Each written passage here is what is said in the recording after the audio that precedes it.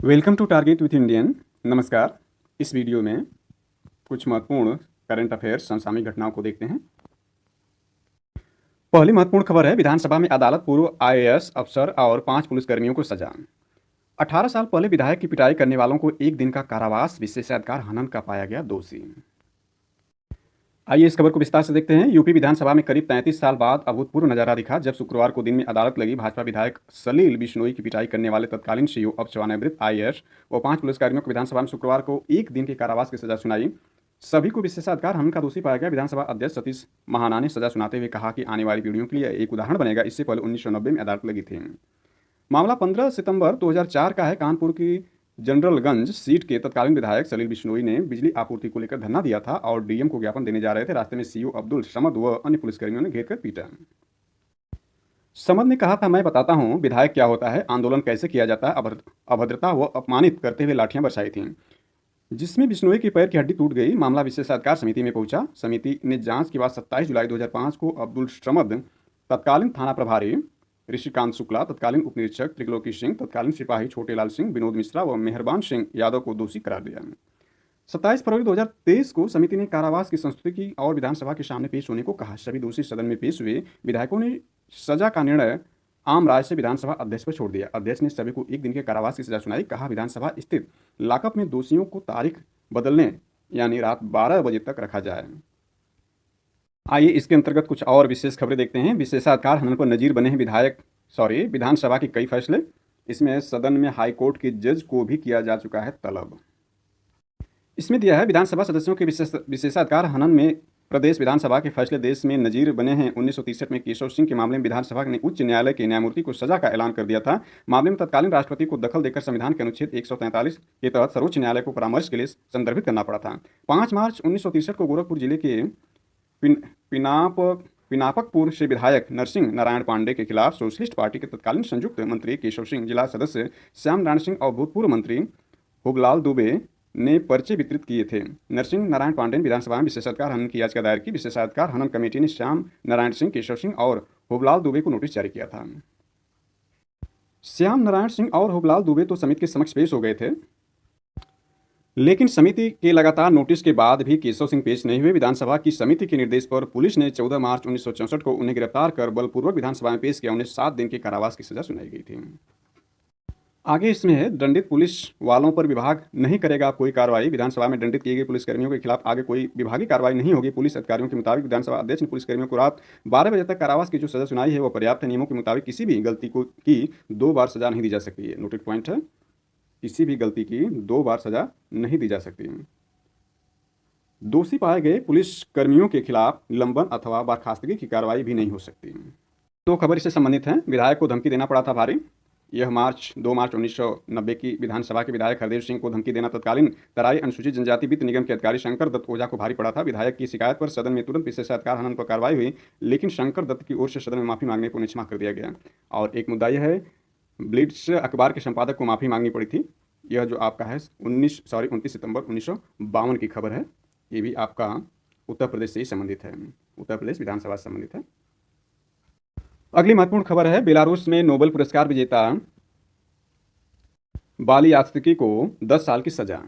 तालिन, Estonia. Belarus की एक अदालत ने देश के शीर्ष मानवाधिकार अधिवक्ता और 2022 के नोबेल शांति पुरस्कार विजेता एलेस बलियास्त्रिकी को 10 साल की सजा सुनाई और उन्हें और उनके द्वारा स्थापित बियासना मानवाधिकार केंद्र के 3 अन्य शीर्ष लोगों को सरकार विरोधी प्रदर्शनों की वित्तपोषण के लिए दोषी ठहराया गया।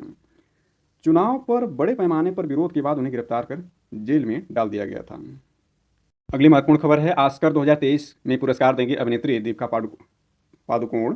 कांस 2022 में जूरी की भूमिका निभाकर भारत का सिर ऊंचा करने वाली दीपिका पादुकोण अब ऑस्कर 2023 में पुरस्कार देने वाली हस्तियों में शामिल हो जाएंगी। अभिनेत्री ने अपने सोशल मीडिया हैंडल पर इस खबर को साझा किया। ऑस्कर अकेडमी ने समारोह के लिए पुरस्कार देने के लिए पहली सूची जारी कर दी है।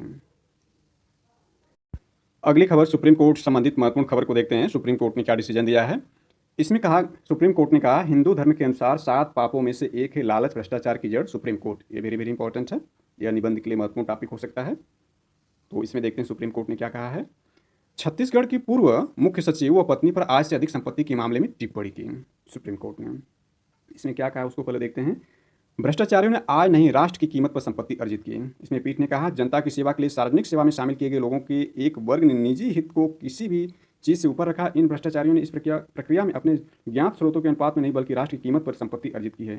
हम लोगों ने अपने संविधान को अपनाने के साथ संवैधानिक लोकाचार और मूल्यों के अनुरूप भरोसे व जिम्मेदारी के पदों पर बैठे लोगों से बहुत उच्च मानकों की अपेक्षा की थी। अफसोस यह संभव नहीं हो पाया है। पीठ ने कहा, यद्यपि भ्रष्टाचार के कैंसर को बढ़ने और विकसित होने से रोकने के लिए एक उपयुक्त कानून मौजूद है जहां 10 साल तक की अधिकतम कैद की सजा निर्धारित है, भ्रष्टाचार पर पर्याप्त मात्रा में अंकुश लगाना, इसका उन्मूलन करना अकल्पनीय है। इस मामले में मामला फर्स्ट देखते हैं, यानी संदर्भ में मामला फर्स्ट जो है उसको देखते हैं क्या है। भ्रष्टाचार के खिलाफ कड़ी टिप्पणी करते हुए सुप्रीम कोर्ट ने कहा कि भ्रष्टाचार की जड़ का पता लगाने के लिए ज़्यादा बहस की जरूरत नहीं है। हिंदू धर्म में 7 पापों में से एक माना जाने वाला लालच अपने प्रभाव में प्रबल रहा है। वास्तव में धन के अतिरिक्त लालच ने भ्रष्टाचार को कैंसर की तरह विकसित करने में मदद की। यदि भ्रष्टाचारी कानून लागू करने वालों को धोखा देने में सफल हो जाते हैं तो उसकी यह सफलता पकड़े जाने के डर को भी मिटा देती है। उन्हें गुमान हो जाता है कि नियम और कानून विनम्र नस्वर लोगों के लिए है, न कि उनके लिए पकड़ा जाना पाप है। छत्तीसगढ़ के पूर्व प्रमुख सचिव अमन सिंह और उनकी पत्नी के खिलाफ आज से अधिक संपत्ति मामले में यह गौर करते हुए घोटालों के खुलासे पर सबका ध्यान जाता सुप्रीम कोर्ट ने कहा कि इनमें होने वाली जांच या पूछताछ अधिक परेशान करने वाली है। अधिक से अधिक ये विफल होते हैं और बड़े घोटाले से छोटे की तुलना की जाती है। पीठ ने पूछा, क्या इस स्थिति को जारी रखने की अनुमति दी जानी चाहिए? भ्रष्ट लोक सेवकों का पता लगाना और उन्हें उचित रूप से दंडित करना भ्रष्टाचार निवारण कानून का जनादेश है। मामला 2 देखते हैं, कर्नाटक हिजाब मामले में तत्काल सुनवाई से सुप्रीम कोर्ट का इनकार। और मामला 3 देखते हैं, गोंजाल्विस फरेरा की जमानत पर फैसला सुरक्षित सुप्रीम कोर्ट ने किया है। यानी सुप्रीम कोर्ट ने भीमा कोरेगांव मामले के आरोपी वर्नोल गोंजाल्विस और अरुण फरेरा की जमानत याचिकाओं पर शुक्रवार को फैसला सुरक्षित रख लिया है। आरोपी अगस्त 2018 से जेल में बंद है। तो ये मामला 3 है, मामला 2 यह है और मामला 1 को हमने ऊपर देख लिया है। अगली महत्वपूर्ण खबर है, सेवा क्षेत्र वृद्धि की रफ्तार 12 साल के उच्च स्तर पर अनुकूल मांग और नए कारोबारी सौदों से मिला समर्थन। 59.4 रहा सेवा पीएमआई फरवरी 2023 में, जनवरी में 57.2 था। लागत के दबाव में कमी। लीमा में कहा, फरवरी में इनपुट लागत बढ़ने की रफ्तार 2.5 साल में सबसे कम रही। आउटपुट लागत महंगाई भी 12 महीने के निचले स्तर पर आ गई है। नौकरियों में मामूली बढ़त हुई इस दौरान। इसमें क्या देखते हैं, देश की सेवा क्षेत्र की वृद्धि दर फरवरी 2023 में 12 साल के उच्च स्तर पहुंच गई। मांग के लिए अनुकूल हालात और नई कारोबारी सौदों सेवा क्षेत्र में बढ़त रही। इसमें S&P ग्लोबल भारत सेवा पीएमआई कारोबारी गतिविधियों सूचकांक फरवरी में बढ़कर 59.4 पहुंच गया। जनवरी में यह 57.2 रहा था। सेवा खरीद प्रबंधन सूचकांक पीएमआई लगातार 19वें महीने 50 से ऊपर रहा। पीएमआई का 50 से अधिक रहना गतिविधियों में विस्तार और इससे नीचे का आंकड़ा संकुचन दिखाता है। इंपॉर्टेंट है। अगली महत्वपूर्ण खबर है, विदेशी मुद्रा भंडार में चौथे सप्ताह भी गिरावट। इसमें दिया है, देश के विदेशी मुद्रा भंडार में लगातार चौथे सप्ताह गिरावट दर्ज की गई। 24 फरवरी 2023 को समाप्त सप्ताह में यह 32.5 करोड़ डॉलर घटकर 560.94 अरब डॉलर रह गया था। आरबीआई के मुताबिक इसमें पहले के सप्ताह में विदेशी मुद्रा भंडार 5.68 अरब डॉलर कमी आई थी। अक्टूबर 2021 में यह रिकॉर्ड 645 अरब डॉलर रहा था।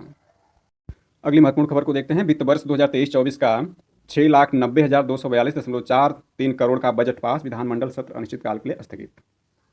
इसमें दिया, इसको विस्तार से देखते हैं। विधानसभा में शुक्रवार को प्रदेश सरकार द्वारा वित्तीय वर्ष 2023-24 के लिए पेश 6,90,242.43 करोड़ रुपए के आम बजट को विधानमंडल के दोनों सदनों में सर्वसम्मति से पास कर दिया। इसके साथ ही विधानमंडल की कार्रवाई को अनिश्चितकाल के लिए स्थगित कर दिया गया।